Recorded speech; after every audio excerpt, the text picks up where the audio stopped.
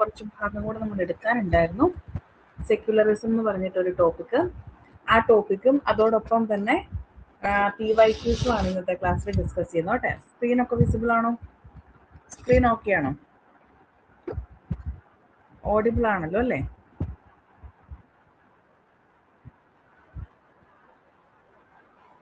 പറയുന്നത് ഓഡിബിൾ ആണല്ലോ അല്ലേ?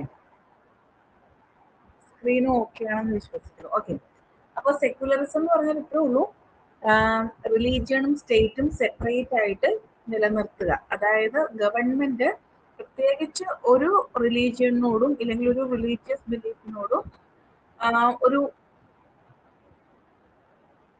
പ്രത്യേക പരിഗണന കൊടുക്കാതിരിക്കുക. ഇതൊക്കെയാണ് സെക്യുലറിസം കൊണ്ട് ഉദ്ദേശിക്കുന്നത്. അതായത് എപ്പോഴും ഒരു ന്യൂട്രാലിറ്റി കീപ്പ് ചെയ്യുക എന്നുള്ളതാണ് സെക്യുലറിസം കൊണ്ട് ഉദ്ദേശിക്കുന്നത്. ഇനി സെക്യുലറിസത്തെ കുറിച്ച് പറയുമ്പോൾ നമുക്ക് രണ്ട് മീനിങ്സ് ആണ് പ്രധാനമായിട്ടും പറയാനുള്ളത്. ഒന്നാമത്തേത് ധർമ്മനിരപേക്ഷത എന്ന് പറയും.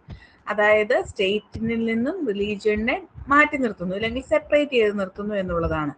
രണ്ടാമത്തേത് സർവധർമ്മ സംഭവ എന്ന് പറയും, സമഭാവ എന്ന് പറയും. സർവധർമ്മ സമഭാവ എന്ന് വെച്ച് കഴിഞ്ഞാൽ equal respect to all religions by the state. State എല്ലാ റിലീജിയനും ഒരുപോലെ റെസ്പെക്ട് കൊടുക്കുന്നു എന്നുള്ളതാണ് സർവധർമ്മ സമഭാവ. അപ്പം ഇത് രണ്ടുമാണ് ഇന്ത്യൻ സെക്യുലറിസത്തിന്റെ പ്രധാനപ്പെട്ട ഫീച്ചേഴ്സ് ആയിട്ട് പറയുന്നത്. സോ ഇത് നിങ്ങളൊന്ന് ഓർത്തു വെച്ചേക്കുക. ധർമ്മ നിരപേക്ഷത, അതുപോലെ തന്നെ സർവധർമ്മ സമഭാവ.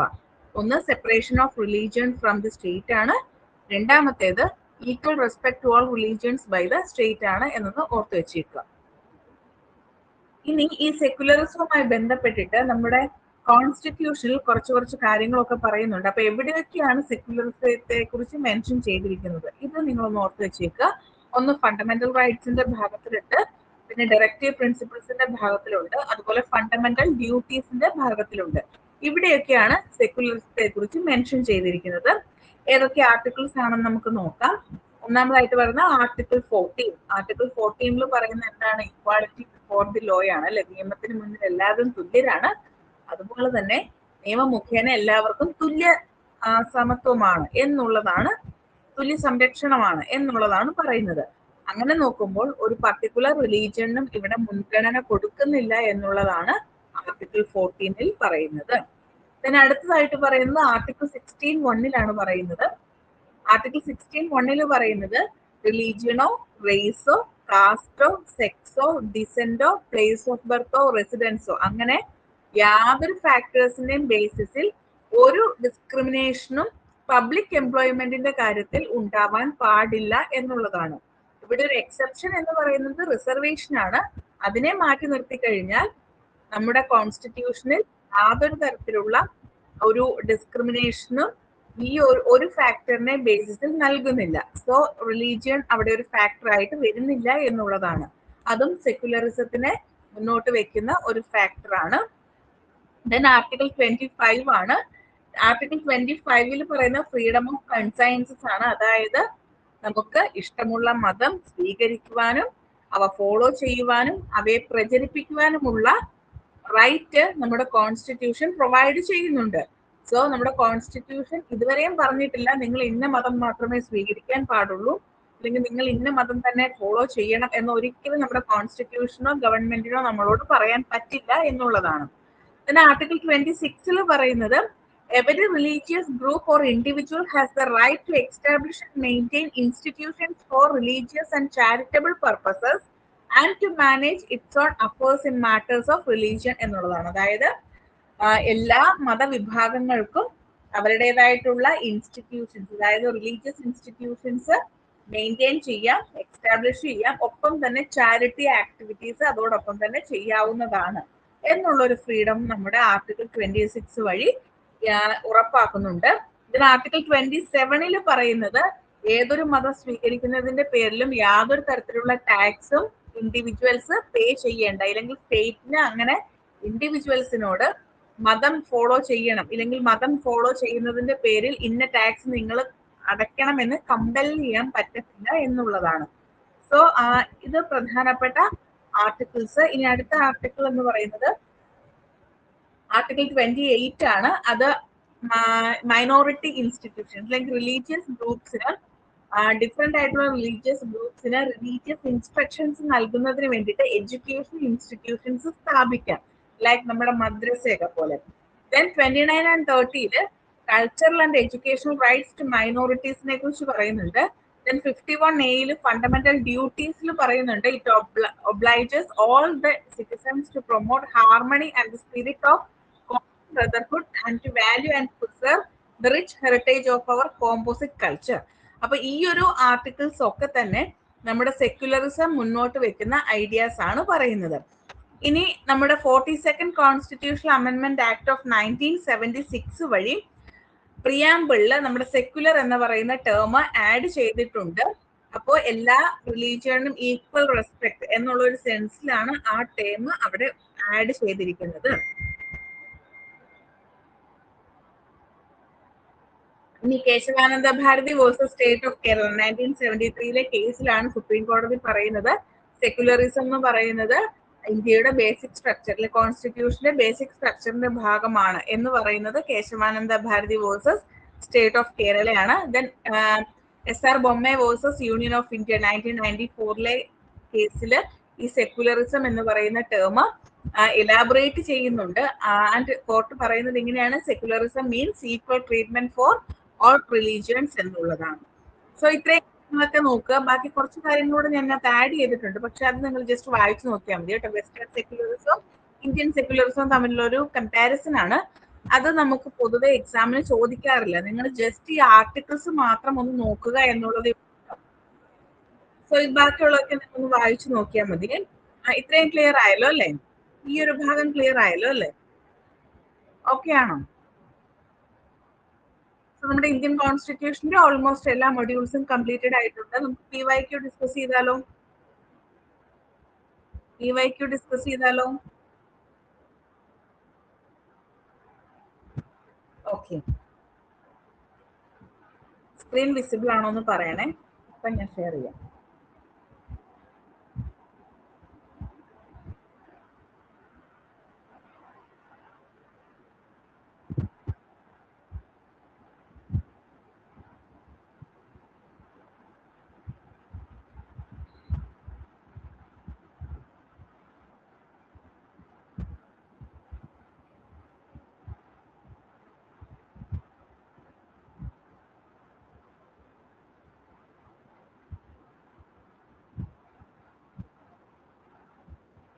സ്ക്രീൻ ഓക്കെ ആയോ? സ്ക്രീൻ കാണുന്നുണ്ടോ?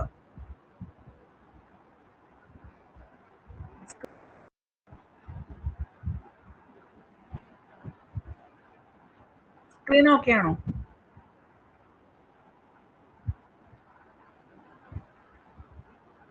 ഇപ്പോഴോ?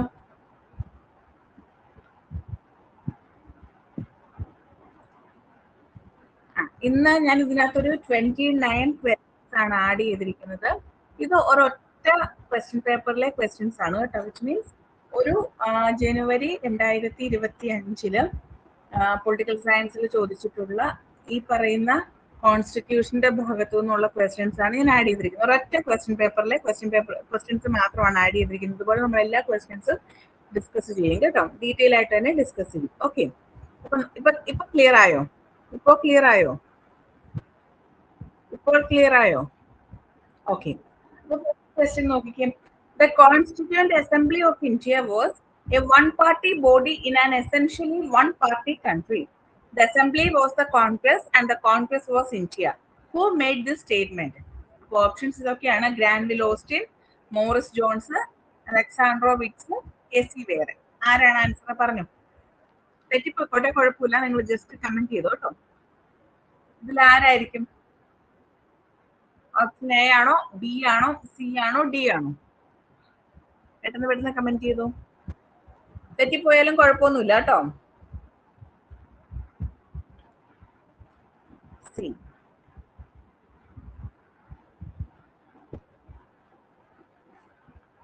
എല്ലാരും C ആണോ?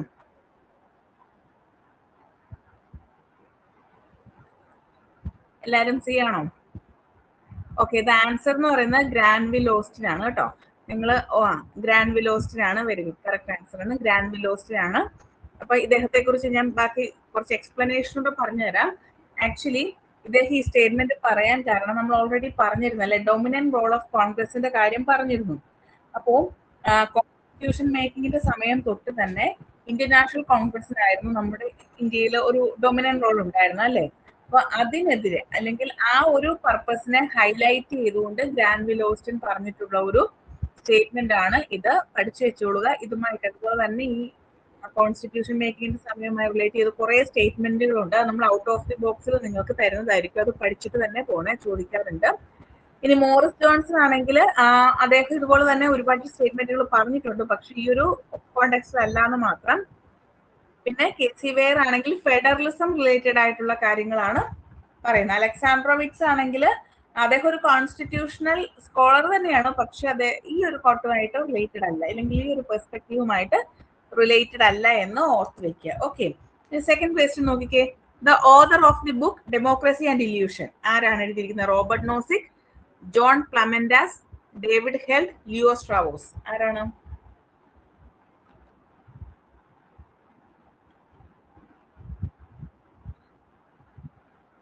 ഡെമോക്രസി ആൻഡ് ഇല്യൂഷൻ എഴുതിയത് ആരാ?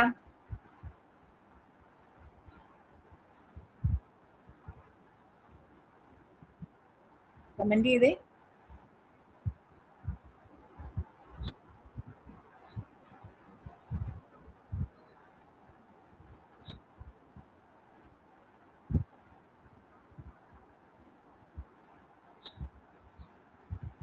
ഞാൻ പറയുന്നത് ഓഡിബിൾ ആണോ?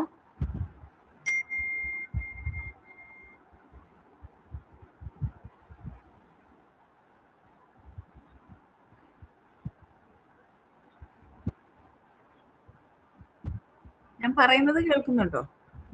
ഓക്കെ, ഓപ്ഷൻ ബി ആണ് കേട്ടോ. ഓപ്ഷൻ ബി ആണ് ആൻസർ. കറക്റ്റ് ആൻസർ ആണ് ഓപ്ഷൻ ബി ആണ്. ബാക്കിയുള്ളവരുടെ ബുക്കുകളൊക്കെ നമ്മൾ ഓൾറെഡി നിങ്ങൾ തിയറിയിൽ പഠിക്കുന്നുണ്ടാവും. റോബർട്ട് നോസിക് നിങ്ങൾ പഠിച്ചോ? റോബർട്ട് നോസിക്കിന്റെ ബുക്കിന്റെ പേര് പഠിച്ചോ? അനാർക്കി, സ്റ്റേറ്റ് ആൻഡ് യൂട്ടോപ്പിയ പഠിച്ചോ? ഡേവിഡ് ഹെൽഡ് ഡെമോക്രസി ഗ്ലോബലൈസേഷനും ഒക്കെ ആയിട്ട് റിലേറ്റഡ് ആയിട്ടുള്ളതാണ്. ലിയോ സ്ട്രാവോസ് ആണെങ്കിൽ ക്ലാസിക്കൽ പൊളിറ്റിക്കൽ തോട്ടുമായിട്ട് റിലേറ്റഡ് ആയിട്ടുള്ള ബുക്സുകളൊക്കെയാണ് എഴുതിയിരിക്കുന്നത്. നിങ്ങൾ അവിടെ പഠിക്കും കേട്ടോ, നമ്മൾ അവിടെ പഠിക്കും. ഓക്കെ, നെക്സ്റ്റ് ക്വസ്റ്റ്യൻ നോക്കി നമ്മൾ ക്ലാസ്സിൽ ഡിസ്കസ് ചെയ്തതാണ്. The committee on revitalisation of Panchayat Raj institutions for democracy and development was popularly known as. Option A G V K Rao committee, option B Ashok Mehta committee, option C L M Singhvi committee, option D Daya Choubey committee. ഏതാ? Already നമ്മൾ ക്ലാസ്സിൽ പറഞ്ഞതാണ്. ഏതാ? Revitalisation of Panchayat Raj institutions എന്ന് പറയുന്നത് ഏത് കമ്മിറ്റിയാണ്?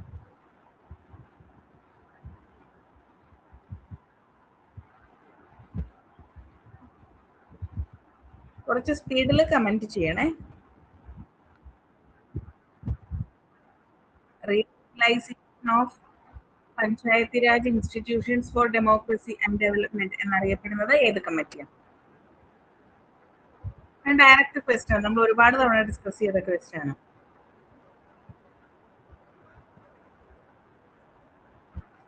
L M Singhvi ആണ് കേട്ടോ. L M Singhvi committee. L M Singhvi committee. നിങ്ങൾ നോട്ടൊന്നും വായിക്കുന്നില്ല, റിവിഷൻ ചെയ്യുന്നില്ല.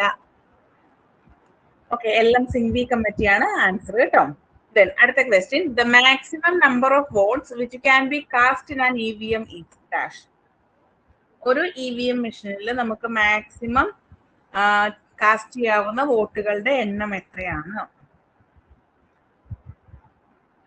ഇതൊക്കെ ശരിക്കും ഫാക്ച്വൽ ആണ് അല്ലെ. നമുക്ക് കറക്റ്റ് ആൻസർ അറിയാമെങ്കിൽ മാത്രമേ നമുക്ക് ചെയ്യാൻ പറ്റത്തുള്ളൂ. The maximum number of votes which can be cast in an electronic voting machine എത്രയായിരിക്കും? Option A 5000, option B 4820, option C 3840, option D none of these. ഏതാണ്? ഓക്കെ, ഓപ്ഷൻ സി ആണ് കേട്ടോ ആൻസർ. ഓപ്ഷൻ സി ആണ്. The next question. The Lok Sabha Secretariat comes under the direct supervision of dash. Prime Minister's Office, Speaker of Lok Sabha, Ministry of Parliamentary Affairs, Secretary General of Lok Sabha. ഏതായിരിക്കും answer? ഏതായിരിക്കും answer? ഏതാണെന്ന് correct ആയിട്ട് നോക്കുക. Lok Sabha secretariat ആണ്. അപ്പൊ അത് ആരുടെ കീഴിലായിരിക്കും? Lok Sabha secretariat ആണെങ്കിൽ ആരുടെ സൂപ്പർവിഷനിലായിരിക്കും വരിക? Option D. Very good, correct ആണ് കേട്ടോ. സ്പീക്കർ ഓഫ് ലോക്സഭയാണ് കേട്ടോ. Okay, next question reason assertion question ആണ്. The supreme court of India is bound by its own judgments. അതിന്റെ റീസൺ ആയിട്ട് പറയുന്നത് the highest court binds all subordinate courts by its own judgments. ഏതായിരിക്കും answer? Both A and R are true, and R is the correct explanation of A. Both A and R are true, but R is not the correct explanation of A. A is true, R is false. A is false, R is true. ഏതായിരിക്കും answer ആയിട്ട് വരുന്നത്?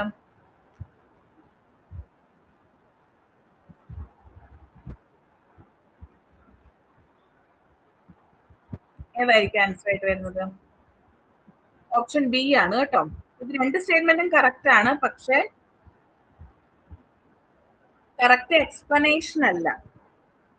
അതെന്താ കാരണം എന്ന് ചോദിച്ചു കഴിഞ്ഞാൽ നമ്മുടെ supreme court സാധാരണ രീതിയിൽ ഒരു ജുഡീഷ്യൽ ഡിസിപ്ലിൻ, അതായത് ഏർലിയർ ജഡ്ജ്മെന്റ്സിനെയൊക്കെ ഓവർ റൂൾ ചെയ്തുകൊണ്ട് പ്രവർത്തിക്കാൻ പറ്റും.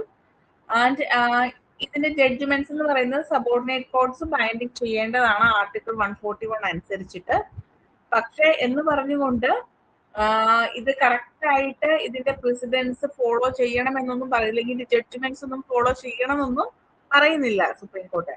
അപ്പം അതുകൊണ്ട് തന്നെ രണ്ട് സ്റ്റേറ്റ്മെന്റുകളും കറക്റ്റ് ആണ്, പക്ഷെ ഇത് കറക്റ്റ് എക്സ്പ്ലനേഷൻ ആണെന്ന് നമുക്ക് പറയാൻ പറ്റില്ല എന്നുള്ളതാണ് കേട്ടോ. Okay, next question. The British Act is known as the Act for the Good Governance of India. Already നമ്മുടെ ക്ലാസ്സിൽ പബ്ലിക് അഡ്മിനിസ്ട്രേഷന്റെ സമയത്തും ഹിസ്റ്റോറിക്കൽ കോണ്ടെക്സ്റ്റ് പഠിച്ച സമയത്തും ഡിസ്കസ് ചെയ്തതാണ്.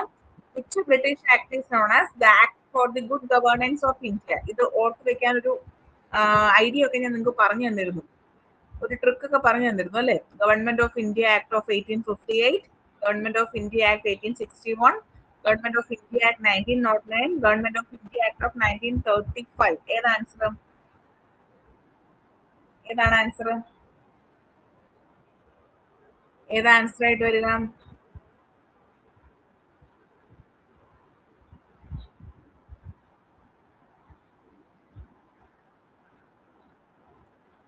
ഓപ്ഷൻ എ ആണല്ലേ. എന്തുകൊണ്ടായിരുന്നു നമ്മൾ പറഞ്ഞത്? ബ്രിട്ടീഷ് ഈസ്റ്റ് ഇന്ത്യ കമ്പനിയുടെ റൂള് മാറി ഡയറക്റ്റ് ആയിട്ട് എന്താ ക്യൂന് കൺട്രോൾ വരുന്നില്ലെങ്കിൽ എന്താണ് ക്രൗൺ റൂള് വരുന്നതായിരുന്നു അല്ലെ? അപ്പൊ ഒരു ഘട്ടത്തിൽ നിന്നും മാറി അടുത്ത ഫേസിലേക്കുള്ളൊരു വരവാണ്. അപ്പൊ ഗുഡ് ഗവേണൻസ് ഒരു പുതിയ മാറ്റത്തിന് വേണ്ടിയിട്ടുള്ള തുടക്കമായിരുന്നു. So government of India act of 1858 ആണ് ആൻസർ ആയിട്ട് വരിക. ദെൻ അടുത്ത ക്വസ്റ്റ്യൻ നോക്കിക്കേ. ഇതൊരു നമ്മൾ ഇതുവരെ പഠിച്ചിട്ടൊന്നും ഇല്ലാത്തൊരു പെർസ്പെക്റ്റീവിലുള്ള ക്വസ്റ്റ്യൻ ആണ്. Union of trinity is related to a speech made by Jawaharlal Nehru, M.N. Roy, doctor B R. Ambedkar, Ram Manohar Lohia. അപ്പൊ യൂണിയൻ ഓഫ് ട്രിനിറ്റി എന്ന് പറയുന്ന സ്പീച്ച് ആരാണ് പറഞ്ഞിട്ടുള്ളത് എന്നുള്ളത്? യൂണിയൻ ഓഫ് ട്രിനിറ്റി എന്ന് പറഞ്ഞിട്ടുള്ളത് ആ സ്പീച്ച് പറഞ്ഞിട്ടുള്ളത് ഡോക്ടർ ബി.ആർ. അംബേദ്കർ ആണ്. അദ്ദേഹത്തിന്റെ കോൺസ്റ്റിറ്റ്യൂഷണൽ സ്പീച്ചസിനകത്ത് വരുന്നതാണ് ലിബർട്ടി, ഇക്വാളിറ്റി, ഫ്രെറ്റേണിറ്റി. ഇവയെ ട്രിനിറ്റി ത്രീ എന്നല്ലേ? അപ്പൊ ഈ മൂന്ന് കോൺസെപ്റ്റുകളെ ഫോക്കസ് ചെയ്തുകൊണ്ട് അല്ലെങ്കിൽ അതിന് പ്രാധാന്യം കൊടുത്തുകൊണ്ട് ഡോക്ടർ ബി.ആർ. അംബേദ്കർ പറഞ്ഞിട്ടുള്ള സ്പീച്ചാണ് യൂണിയൻ ഓഫ് ട്രിനിറ്റി എന്ന് പറയുന്നത്. ഇതിനടുത്തത് ഡയറക്റ്റ് ക്വസ്റ്റ്യൻ ആണ്. The 11th schedule to the constitution of India. 11th schedule എന്ന് പറഞ്ഞാൽ ഏതാ? 11th ഷെഡ്യൂൾ ഏതാ? 11th ഷെഡ്യൂൾ ഏതാ? ഇവിടെ പഞ്ചായത്ത് രാജ് ഇൻസ്റ്റിറ്റ്യൂഷൻസ് ആണ് അല്ലെ? അതില് റൂറൽ ഗവൺമെന്റിനെ കുറിച്ചാണ് 11th ഷെഡ്യൂളിൽ പറയുന്നത്. അതിനുള്ളിൽ എത്ര ഐറ്റംസ് ആണ് ഉള്ളത്? 26, 27, 28, 29. ആൻസർ വരുന്നത് 29 ആണ് അല്ലെ? 29 സബ്ജക്ട്സ് ആണ് 11th ഷെഡ്യൂളിൽ ഉള്ളത്. അടുത്ത ക്വസ്റ്റ്യൻ നോക്കിക്കേ. അടുത്തത് ഒരു ഇമ്പോർട്ടന്റ് ക്വസ്റ്റ്യൻ ആണ്, നിങ്ങൾ പഠിച്ചു വെച്ചേക്കണേ. 6th schedule to the Constitution of India makes special provisions in regard to the administration of tribal areas in option A, Assam, Meghalaya, Tripura, Mizoram. Option B, Assam, Meghalaya, Nagaland, Manipur. Option C Tripura, Manipur, Arunachal Pradesh, Meghalaya. Option D Nagaland, Assam, Tripura, Arunachal Pradesh. ഇതിലേതാണ് answer ആയിട്ട് വരുന്നത്? Special provisions ആണ്, tribal ഏരിയസുമായി related ആണ്. So നമുക്ക് ഇതിൽ answer ആയിട്ട് വരിക ആസാം, മേഘാലയ, ത്രിപുര, മിസോറാം എന്നുള്ളതാണ് കേട്ടോ. നെക്സ്റ്റ് ക്വസ്റ്റ്യൻ നോക്കിക്കേ. അടുത്ത question, A writ issued by a court to some inferior authority to transfer the matter to it or to some other superior authority for its proper consideration is called dash. ഏതായിരിക്കും എന്ന് പറഞ്ഞേ? നമ്മൾ എല്ലാ റിട്ടുകളും പഠിച്ചത് certiorari, മാൻഡാമസ്, quo വാറന്റോ, prohibition. ഇതിലേതാണ് answer ആയിട്ട് വരുന്നത്? അതായത് ഇവിടെ എന്താണ് പറഞ്ഞിരിക്കുന്നത്? ഈ ക്വസ്റ്റ്യന്റെ മീനിങ് നിങ്ങൾക്ക് മനസ്സിലായോ? A writ issued by a court to some inferior authority to transfer the matter to it or to some other superior authority for its proper consideration. അതായത് ഒരു കോർട്ട് അതിന്റെ ഒരു ഇൻഫീരിയർ കോർട്ടിനോട് ഒരു മാറ്റർ അങ്ങോട്ടേക്ക് ട്രാൻസ്ഫർ ചെയ്ത് കൊടുക്കുക, അല്ലെങ്കിൽ ഒരു സുപ്പീരിയർ അതോറിറ്റിയോട് ആ ഒരു കേസിനെ കുറിച്ച് ഒരു പ്രോപ്പർ കൺസിഡറേഷൻ നടത്തണം എന്ന് പറഞ്ഞുകൊണ്ട് ഇഷ്യൂ ചെയ്യുന്ന റിട്ട് ആണെങ്കിൽ അത് ഏതായിരിക്കും? സെർഷ്യോററി ആണോ, മാൻഡാമസ് ആണോ, ക്വോ വാറന്റോ ആണോ, പ്രൊഹിബിഷൻ ആണോ? ഏതാ ആൻസർ പറഞ്ഞേ? ഏതാ ആൻസർ വരുന്നത്? എല്ലാം ഡയറക്റ്റ് ക്വസ്റ്റ്യൻസ് ആണ് അല്ലെ? നമ്മൾ പഠിച്ചതിൽ നിന്നല്ലാതെ വേറെ ഒന്നും ചോദിക്കുന്നില്ല അല്ലെ? ഏതാ ആൻസർ ആയിട്ട് വരുന്നത്? സെർഷ്യോററി ആണോ, മാൻഡാമസ് ആണോ, ക്വോ വാറന്റോ ആണോ, പ്രൊഹിബിഷൻ ആണോ?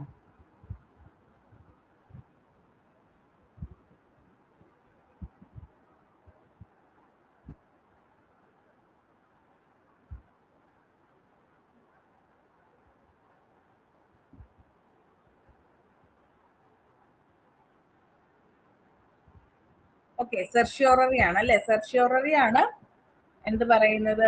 ഒരു കേസ് ലോവർ കോർട്ടിൽ നിന്നും ഹയർ കോർട്ടിലേക്ക് റിവ്യൂവിന് വേണ്ടി അയക്കണം എന്ന് പറയുന്നത് സെർഷ്യോററി ആണ് അല്ലെ? അപ്പൊ മാൻഡാമസ് എന്ന് പറഞ്ഞതോ? മാൻഡാമസ് എന്ന് പറയുന്നത് ഓർഡേഴ്സ് പെർഫോമൻസ് ഓഫ് ഡ്യൂട്ടി ആണ് അല്ലെ? ഇതൊക്കെ നമ്മൾ ഡീറ്റെയിൽ ആയിട്ട് പഠിച്ചിട്ടുണ്ട്. ക്വോ വാറന്റോ ആണെങ്കിൽ questions authority of A person holding the office ആണ് അല്ലെ? ദെൻ പ്രൊഹിബിഷൻ ആണെങ്കിലോ സ്റ്റോപ്സ് ലോവർ കോർട്ട് പ്രൊസീഡിങ്സ്, അതായത് കീഴ്ക്കോടതികളോട് ഒരു ഇത് നിർത്തിവെക്കാൻ പറയുന്ന ഒരു റിട്ട് പ്രൊഹിബിറ്റ് ചെയ്യാൻ പറയാണ് അല്ലെ? സോ പഠിച്ചു വെച്ചേക്ക്, എല്ലാ റിട്ടുകളും നിർബന്ധമായിട്ടും പഠിക്കണം കേട്ടോ.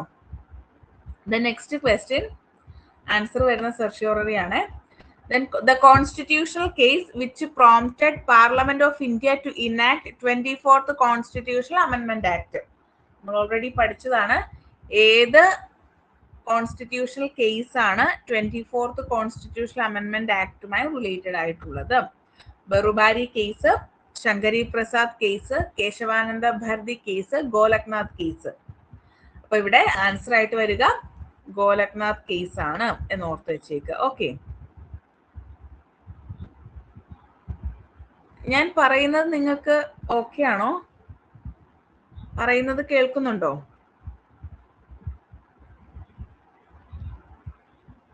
പറയുന്നത് കേൾക്കാമോ?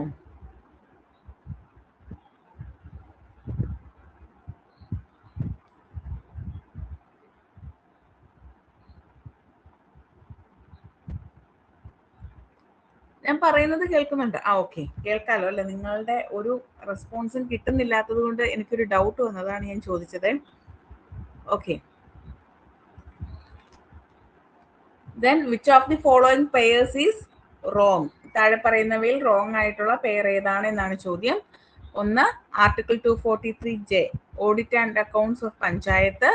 Article 243ZE committee for metropolitan planning. Article 243K duration of panchayat.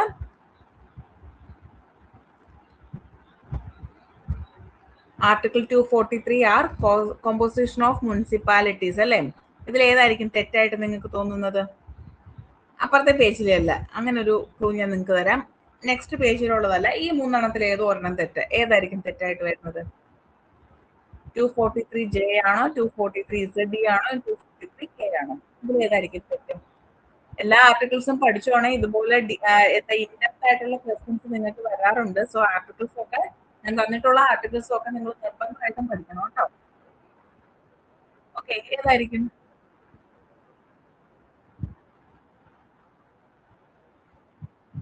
ഇതിൽ വരിക 243K ആണ് അല്ലെ? ഡ്യൂറേഷൻ ഓഫ് പഞ്ചായത്ത് അല്ല 243K പറയുന്നത്, ഇലക്ഷൻ ആണ് അല്ലെ? പഞ്ചായത്തിലേക്കുള്ള ഇലക്ഷനെ കുറിച്ചാണ് 243K പറയുന്നത് എന്ന് ഓർത്ത് വെക്കുക. ഓക്കെ,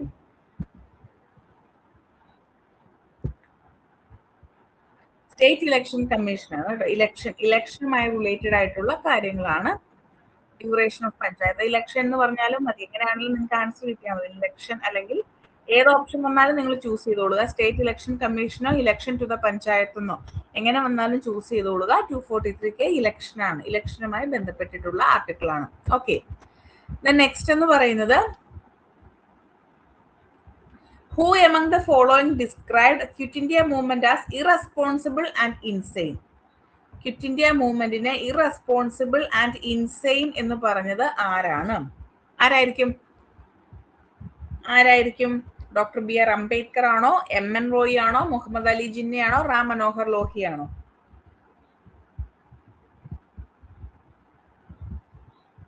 ആൻസർ ആയിട്ട് വരിക MN റോയി ആണ് കേട്ടോ. MN റോയി ആണ് ആൻസർ ആയിട്ട് വരിക. Next, who among the following argues that only those parties should be counted as parts of the party system that have either coalitional potential or blackmail potential? അപ്പോൾ ഇങ്ങനെയുള്ള സ്റ്റേറ്റ്മെന്റുകളൊക്കെ നമ്മൾ പഠിച്ചു വെക്കാൻ നമുക്ക് ലിമിറ്റേഷൻ ഉണ്ട്. സോ നിങ്ങൾ വായിച്ചു വിടുക. ആൻസേഴ്സ് ആയിട്ട് വരുന്ന ലിപ്സെറ്റ്, സർത്തോരി, ഡുവേർജർ, രജനി കോത്താരി ആണ്. ഇതിൽ എന്താണ് നിങ്ങൾ ആൻസർ പറയില്ല എന്ന് എനിക്കറിയാം. സർത്തോരി ആണ് ആൻസർ ആയിട്ട് വരിക കേട്ടോ. Then office of collector was created in India by, നമ്മൾ ഓൾറെഡി പഠിച്ചതാണ്. ഇന്ത്യയുടെ കളക്ടർ ഓഫീസ് ആദ്യമായിട്ട് ക്രിയേറ്റ് ചെയ്തത് വാരൻ ഹേസ്റ്റിങ്സ് ആണോ, ഡൽഹൌസി ആണോ, കോൺവാലിസ് ആണോ, റിപ്പൺ ആണോ? ലോർഡ് വാരൻ ഹേസ്റ്റിങ്സ് ആണ് അല്ലേ? Then which of the following is wrongly matched? Sharad Joshi farmers movement, Partha Chatterjee workers movement, Nirmala Deshpande Gandhian movement, Sunderlal Bahuguna Chipko movement. ഇതിൽ നിങ്ങൾക്ക് ഷുവർ ആയിട്ടും ഇതറിയായിരിക്കും. സോ നമുക്ക് ഇതിനെ എന്ത് ചെയ്യാം? ഇതിനെ നമുക്ക് ആദ്യമേ തന്നെ എലിമിനേറ്റ് ചെയ്യാം. പിന്നെ ഈ മൂന്നെണ്ണത്തിൽ ഏതാണ് എന്നുള്ളതായിരിക്കും ഡൗട്ട് വരിക. പാർത്ഥ ചാറ്റർജി പൊതുവെ നമ്മള് വർക്കേഴ്സ് മൂവ്മെന്റും ഒക്കെ ആയിട്ടാണോ കേൾക്കുന്നത്? വിമനുമായിട്ട് റിലേറ്റഡ് ആയിട്ട് കേൾക്കാറുണ്ട്, ജസ്റ്റിസുമായി റിലേറ്റഡ് ആയിട്ട് കേൾക്കാറുണ്ട് അല്ലെ? അപ്പൊ നമുക്ക് പാർത്ഥ ചാറ്റർജിയാണ് ഇവിടെ ആൻസർ ആയിട്ട് വരിക കേട്ടോ. ഈ സബാൾട്ടൺ സ്റ്റഡീസും ഒക്കെ ആയിട്ട് ബന്ധപ്പെട്ട്, അതായത് ഈ റിസർവേഷൻ, ദളിത് സ്റ്റഡീസ്, ഇല്ലെങ്കിൽ മാർജിനലൈസ്ഡ് സെക്ഷൻസ്, അതാണ് കറക്റ്റ് ആയിട്ടുള്ള സ്യൂട്ടബിൾ ആയിട്ടുള്ള time. Marginalised sections of the society ആണ് പാർത്ഥ ചാറ്റർജി ഫോക്കസ് ചെയ്യുന്ന, വർക്കേഴ്സിനെ അല്ല ഫോക്കസ് ചെയ്യുന്നത്. സോ പാർത്ഥ ചാറ്റർജിയാണ് ആൻസർ ആയിട്ട് വരിക. Then next, in regard to the theory of political parties, which one of the following was propounded by Maurice Duverger? അപ്പൊ താഴെ പറയുന്നവയിൽ മോറിസ് ഡുവേർജർ പ്രൊപ്പൗണ്ട് ചെയ്തിട്ടുള്ള തിയറി ഓഫ് പൊളിറ്റിക്കൽ പാർട്ടി ഏതാണ്? ഒന്ന് two party system, cadre based party system, four fold classification on the basis of structure, coalitional system. ഇതിൽ cadre based party system ആണ് Maurice Duverger propound ചെയ്തിരിക്കുന്നത് എന്ന് ഓർത്ത് വെക്കുക. ഓക്കെ, അടുത്ത question, who gave prominence to the size principle in his theory of political coalitions? അപ്പോൾ ഇതുമായി political കോളിഷൻസുമായി ബന്ധപ്പെട്ടിട്ട് സൈസ് പ്രിൻസിപ്പിൾസിനെ കുറിച്ച് പറഞ്ഞിട്ടുള്ളത് ആരാണ്? അത് ആൽമണ്ട് ആണോ, വിയോക്കി ആണോ, ലൂസിയൻ പൈ ആണോ, വില്യം റിക്കർ ആണോ എന്നാണ് ചോദ്യം. വില്യം റിക്കർ ആണ് ആൻസർ ആയിട്ട് വരിക കേട്ടോ. വില്യം റിക്കർ ആണ് ആൻസർ ആയിട്ട് വരിക. The next question, the idea of committed bureaucracy in India was advocated by. Committed bureaucracy എന്ന് പറയുന്ന ഐഡിയ കൊണ്ടുവന്നിട്ടുള്ളത് ആരാണ്? ഇന്ദിരാഗാന്ധി, ജവഹർലാൽ നെഹ്റു, മൊറാർജി ദേശായി, സർദാർ പട്ടേൽ. അപ്പൊ 1970s കൊണ്ടുവന്നിട്ടുള്ള ഒരു കോൺസെപ്റ്റ് ആണ് കമ്മിറ്റഡ് ബ്യൂറോക്രസി. അങ്ങനെ 1970s ആണെങ്കിൽ സ്വാഭാവികമായിട്ടും അത് ആരായിരിക്കും? അത് ഇന്ദിരാഗാന്ധിയാണ്. ഓക്കെ, ക്ലിയർ ആയല്ലോ അല്ലെ? കമ്മിറ്റഡ് ബ്യൂറോക്രസി ഇന്ദിരാഗാന്ധിയാണ് കൊണ്ടുവന്നിട്ടുള്ളത്. Then which one of the following is the oldest committee of Parliament of India? നമുക്കറിയാം ഇന്ത്യൻ പാർലമെന്റിന് ധാരാളം കമ്മിറ്റീസ് ഉണ്ട്. അതിൽ ഏറ്റവും പഴയ കമ്മിറ്റി ഏതാണെന്നാണ് ചോദ്യം. ഒന്ന് privilege committee, estimates committee, public accounts committee, business advisory committee. ഇതില് പബ്ലിക് അക്കൗണ്ട്സ് കമ്മിറ്റിയാണ് ആൻസർ ആയിട്ട് വരിക. Then the first public service commission in India was set up by, ഇത് നമ്മൾ ഓൾറെഡി പറഞ്ഞതാണ്. ആദ്യമായിട്ട് ഇന്ത്യയിൽ പബ്ലിക് സർവീസ് കമ്മീഷൻ വരുന്നത് ഏത് ആക്ട് വഴിയാണ്? The regulating act of 1773, government of India act of 1909, government of India act of 1919, government of India act of 1935. So ഇതിൽ answer ആയിട്ട് വരിക ഏതാണ്? Government of India act of 1919 ആണ്. Okay, then which one of the following is not a fundamental duty under Article 51A? 51A അനുസരിച്ചിട്ട് താഴെ പറയുന്നവയിൽ ഏതാണ് fundamental duty അല്ലാത്തത്? ഒന്ന് പ്രൊട്ടക്ഷൻ ഓഫ് എൻവയോൺമെന്റ്, അതൊരു ഫണ്ടമെന്റൽ ഡ്യൂട്ടി ആണ് അല്ലേ. Then protection of socio cultural minorities, അതവിടെ നിൽക്കട്ടെ. Safe guard of public property, അത് നമ്മളോട് ഡയറക്റ്റ് ആയിട്ട് തന്നെ പറയുന്നുണ്ട്. ഡെവലപ്പ് സയന്റിഫിക് ടെമ്പർ, അതും ഡയറക്റ്റ് ആയിട്ട് തന്നെ പറയുന്നുണ്ട്. സോ ഡയറക്റ്റ് ആയിട്ട് മെൻഷൻ ചെയ്യാത്ത കാര്യം എന്താണ്? സോഷ്യോ കൾച്ചറൽ മൈനോറിറ്റീസിനെ കുറിച്ചാണ് പറയാത്തത്. സോ താഴെ പറയുന്നവയിൽ ഫണ്ടമെന്റൽ ഡ്യൂട്ടി അല്ലാതെ വരുന്നത് protection of socio cultural minorities ആണ്. ദെൻ അടുത്തത്, the commission which recommended for the creation of special officer for linguistic minorities in India. Already നമ്മൾ പഠിച്ച 350 എന്നൊക്കെ പറഞ്ഞിട്ട് ഒരു ആർട്ടിക്കിൾ 350B എന്ന് പറയുന്ന ഒരു ആർട്ടിക്കിൾ ഒക്കെ പഠിച്ചതാണ്. അതൊക്കെ ഇമ്പോർട്ടന്റ് ആണ് 350B ഒക്കെ. State reorganisation commission, Dhar commission, first administrative reform commission, Sarkaria commission. ഇതിൽ ഏത് കമ്മീഷനാണ് special officer for linguistic minorities in India വരുന്നത്? നിങ്ങൾ ജസ്റ്റ് തിങ്ക് ചെയ്താൽ മതി, സ്റ്റേറ്റ് റീഓർഗനൈസേഷൻ കമ്മീഷൻ ആയിരിക്കും അല്ലേ. കാരണം എന്താണ്? ലാംഗ്വേജിന്റെ അടിസ്ഥാനത്തിൽ സ്റ്റേറ്റുകളെ ഫോം ചെയ്യണം എന്ന് പറഞ്ഞിട്ടുള്ള ഒരു കമ്മീഷൻ സ്റ്റേറ്റ് റീഓർഗനൈസേഷൻ കമ്മീഷൻ ആണ്. സോ അത് തന്നെയായിരിക്കും special officer for linguistic minorities in India recommend ചെയ്തിട്ടുള്ളത്. Then on the basis of executive legislative relationship, governments are classified into, അതായത് എക്സിക്യൂട്ടീവിന്റെയും ലെജിസ്ലേച്ചറിന്റെയും റിലേഷൻഷിപ്പ് വെച്ചിട്ട് ഗവൺമെന്റ്സിനെ നമുക്ക് എങ്ങനെയൊക്കെ ക്ലാസിഫൈ ചെയ്യാം? ഒന്ന് പാർലമെന്ററി ആൻഡ് പ്രസിഡൻഷ്യൽ, രണ്ടാമത്തേത് യൂണിറ്ററി ആൻഡ് ഫെഡറൽ, മൂന്നാമത്തേത് ഡെമോക്രാറ്റിക് ആൻഡ് നോൺ ഡെമോക്രാറ്റിക്, നാലാമത്തേത് റിജിഡ് ആൻഡ് ഫ്ലെക്സിബിൾ. ഇവിടെ ആൻസർ ആയിട്ട് വരിക എന്താ? ഷുവർ ആയിട്ടും പാർലമെന്ററി ആൻഡ് പ്രസിഡൻഷ്യൽ ആണ് അല്ലേ. യൂണിറ്ററി ആൻഡ് ഫെഡറൽ എന്ന് പറഞ്ഞാൽ സെന്ററും സ്റ്റേറ്റും തമ്മിലുള്ള ഡിവിഷൻ ഓഫ് പവേഴ്സുമായി റിലേറ്റഡ് ആയിട്ടാണ്. ഡെമോക്രാറ്റിക് ആൻഡ് നോൺ ഡെമോക്രാറ്റിക് എന്ന് പറഞ്ഞു കഴിഞ്ഞാൽ നമ്മൾ ഇവിടെ ഫോളോ ചെയ്യുന്ന പ്രിൻസിപ്പിൾസ്, അതുപോലെ തന്നെ പാർട്ടിസിപ്പേഷൻ ഓഫ് പീപ്പിൾ, ഇതൊക്കെ ബേസ് ചെയ്തിട്ടാണ് ഡെമോക്രാറ്റിക് ആണോ നോൺ ഡെമോക്രാറ്റിക് ആണോ എന്ന് പറയുന്നത്. റിജിഡ് ആൻഡ് ഫ്ലെക്സിബിൾ ആണോ എന്ന് പറയുന്നത് എന്തിന്റെ അടിസ്ഥാനത്തിലാണ്? അമെന്റ്മെന്റ്സിന്റെ അടിസ്ഥാനത്തിലാണ്. സോ പാർലമെന്ററി ആൻഡ് പ്രസിഡൻഷ്യൽ ആണ് എക്സിക്യൂട്ടീവ് ലെജിസ്ലേച്ചർ റിലേഷൻഷിപ്പിനെ കുറിച്ച് പറയുന്നത്. The next question, the article of the Constitution of India which provides for adult suffrage, അതായത് നമുക്ക് 18 വയസ്സ് പൂർത്തിയായ ഏതൊരു വ്യക്തിക്കും വോട്ട് ചെയ്യാനുള്ള റൈറ്റ് ഉണ്ട് എന്ന് പറയുന്ന ആർട്ടിക്കിൾ ഏതാണ്? ഇല്ലെങ്കിൽ യൂണിവേഴ്സൽ അഡൾട്ട് ഫ്രാഞ്ചൈസിനെ കുറിച്ച് പറയുന്ന ആർട്ടിക്കിൾ ഏതാണ്? So the answer is article 326 ആണ്. നമ്മൾ 324 തൊട്ട് തന്നെ ഇലക്ഷൻ കമ്മീഷൻ തൊട്ട് 329 വരെ ഇലക്ഷൻ റിലേറ്റഡ് ആയിട്ടുള്ള കാര്യങ്ങളാണ് അല്ലേ പഠിക്കുന്നത്. അപ്പൊ ആ ആർട്ടിക്കിൾസ് എല്ലാം സെപ്പറേറ്റ് ചെയ്ത് തന്നെ പഠിക്കുക. 327, 326, 325, 324. അപ്പൊ 326 ആണ് ആൻസർ ആയിട്ട് വരിക എന്നുള്ളത് ഓർത്ത് വെച്ചേക്കുക. ഓക്കെ,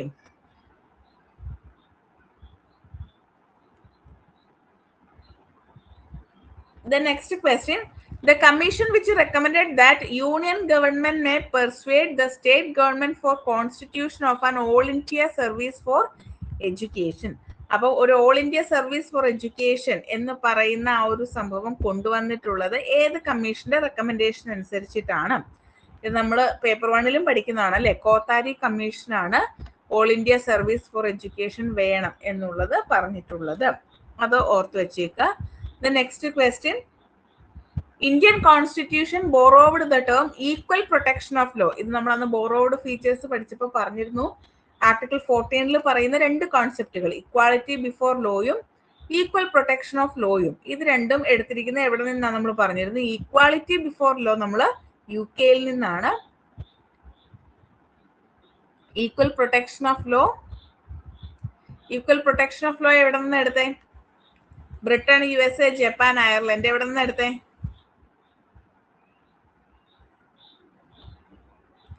US ആണ് അല്ലേ? വെരി ഗുഡ്, US ആണ്. ദെൻ US ആണ് ആൻസർ. ഇക്വാളിറ്റി ബിഫോർ ലോ ആണെങ്കിൽ UKയും ഈക്വൽ പ്രൊട്ടക്ഷൻ ഓഫ് ലോ ആണെങ്കിൽ US ആണ്. Then last question, which one of the following tax is levied by the union and collected and appropriated by the states in India?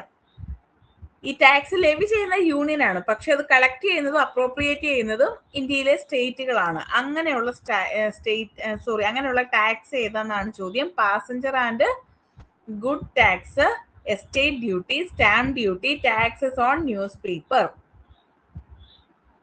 ഏതായിരിക്കും? ഏതാണെന്ന് അറിയാവോ? ഇതൊരു important question ആണ്.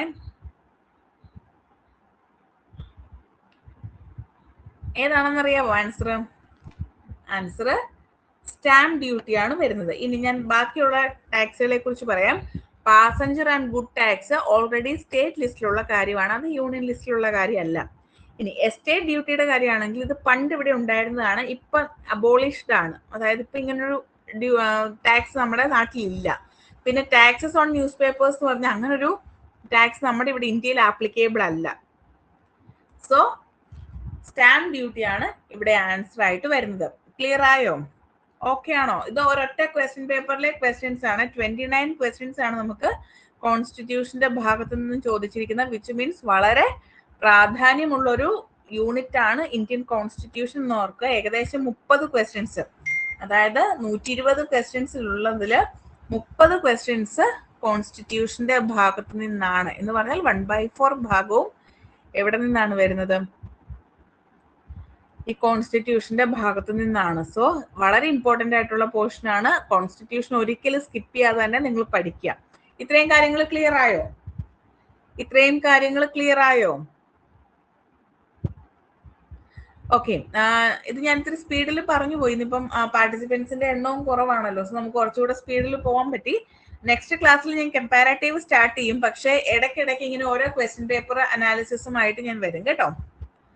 Okay, അപ്പൊ നമുക്ക് ഇന്നത്തേക്ക് വൈൻഡ് അപ്പ് ചെയ്യാം. ഞാൻ ഈ ക്വസ്റ്റ്യൻസ് ഒക്കെ അയച്ചു തന്നേക്കാം. എന്തെങ്കിലും ഡൗട്ട് ഉണ്ടോ ചോദിക്കാൻ? എന്തെങ്കിലും ഡൗട്ട് ഉണ്ടോ?